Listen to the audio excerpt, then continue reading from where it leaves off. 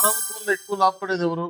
రైతులా, ఇన్వెస్టర్లా, బిల్డర్లా? ఒకసారి ఊహించండి. 2014లో రైతు తన భూమిని అలాగే ఉంచాడు. ఒక ఇన్వెస్టర్ అదే సమయంలో ఒక ప్లాట్ కొనుగోలు చేశాడు. ఒక బిల్డర్ అదే ప్రాంతంలో ఒక ప్రాజెక్ట్ ప్రారంభించాడు. 2026 వచ్చేసరికి ఈ ముగ్గురులో ఎవరు ఎక్కువగా లాభపడ్డారు? సమాధానం అంత సులభం కాదు. ఎందుకంటే అమరావతి కథ కేవలం రియల్ ఎస్టేట్ కథ కాదు. ఇది రైతుల ఆశలు, ప్రభుత్వ నిర్ణయాలు, ఇన్ఫ్రాస్ట్రక్చర్ మరియు పెట్టుబడుల కథ. ఈ వీడియోలో ఎలాంటి పక్షపాతం లేకుండా డేటా, వాస్తవాలు, లాజిక్ ఆధారంగా విశ్లేషిద్దాం. భారతదేశంలో కొత్త రాజధానులు చాలా అరుదుగా వస్తాయి. రాజధాని అంటే కేవలం ఒక అసెంబ్లీ బిల్డింగ్ మాత్రమే కాదు. దీంతో పాటు ప్రభుత్వ కార్యాలయాలు, రోడ్లు, విద్యా సంస్థలు, ఆసుపత్రులు, హోటళ్లు, కంపెనీలు, ఉద్యోగాలు ఇవన్నీ కలిసి ఒక కొత్త ఎకానమీని సృష్టిస్తాయి. అందుకే ప్రపంచంలో ఎక్కడైనా రాజధాని అభివృద్ధి జరిగితే దాని చుట్టూ ఉన్న భూములపై కూడా ప్రభావం కనిపిస్తుంది. కానీ ప్రతి ఒక్కరికి ఒకే రకంగా లాభం రాదు. ముందుగా రైతు గురించి మాట్లాడుకుందాం. అమరావతి అభివృద్ధిలో రైతు పాత్ర చాలా కీలకం. చాలా మంది రైతులు ల్యాండ్ పూలింగ్ ద్వారా గవర్నమెంట్ కి భూములు ఇచ్చారు. వారికి టెండర్ ప్లాట్స్, యాన్యుటీ వంటి ప్రయోజనాలు కల్పించే విధానం అమలులోకి వచ్చింది. కొంతమంది రైతులు దీర్ఘకాలికంగా పట్టణ ప్రాంతాల్లో విలువ పెరిగే ఆస్తిని పొందారు. అయితే అందరి పరిస్థితి ఒకేలా లేదు. కొంతమంది ఇంకా అభివృద్ధి వేగం కోసం ఎదురు చూస్తూ ఉన్నారు. కాబట్టి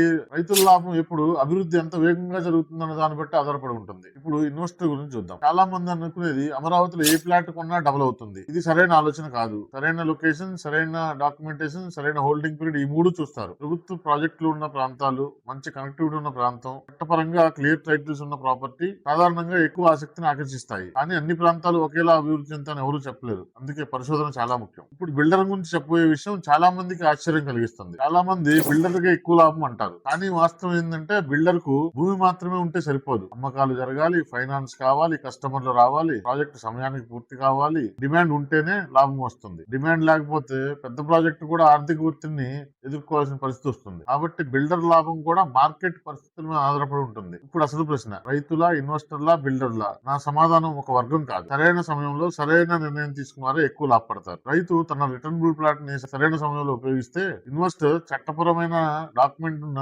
సరైన లొకేషన్ లో ఇన్వెస్ట్ చేస్తే, బిల్డర్ నిజమైన డిమాండ్ ఉన్న ప్రాంతంలో మంచి ప్రాజెక్ట్ నిర్మిస్తే ముగ్గురు లాభపడే అవకాశం ఉంది. అమరావతి అభివృద్ధి ఒక వ్యక్తి కోసం కాదు, ఒక ప్రాంత ఆర్థిక వ్యవస్థ కోసం. ఇక ముందు ఏం చూడాలి? ప్రభుత్వం చేపడుతున్న మౌలిక సదుపాయాల పురోగతి కోసం ఉద్యోగాలు, విద్యా సంస్థలు, పరిశ్రమలు విస్తరణ, రోడ్లు, రైలు, ఇతర కనెక్టివిటీ ప్రాజెక్టులు ఇవే దీర్ఘకాలికంలో రియల్ ఎస్టేట్ ని ప్రభావితం చేస్తాయి. ఒక విషయం మాత్రం గుర్తుంచుకోండి, రియల్ ఎస్టేట్ లో డబ్బు సంపాదించడం అంటే అదృష్టం కాదు, అవగాహన. సోషల్ మీడియాలో వచ్చిన ప్రతి మాట నమ్మకండి. అధికారిక సమాచారం గురించి తెలుసుకోండి. ప్రాంతాన్ని స్వయంగా పరిశీలించండి. డాక్యుమెంట్లు పూర్తిగా చెక్ చేసుకున్న తర్వాతే నిర్ణయం తీసుకోండి. మీకు అమరావతిలో సిఆర్డీఏ ప్లాట్స్, ఆంధ్రప్రదేశ్ లో రియల్ ఎస్టేట్ గురించి విశ్లేషణాత్మకమైన వీడియోస్ కావాలనుకుంటే మా ఎంజే రియాలిటీస్ ని సబ్స్క్రైబ్ చేసుకోండి. కామెంట్ లో చెప్పండి మీ అభిప్రాయం ఏంటో. అమరావతి వల్ల ఎక్కువ లాభపడింది ఎవరు? రైతులా, ఇన్వెస్టర్లా, బిల్డర్లా?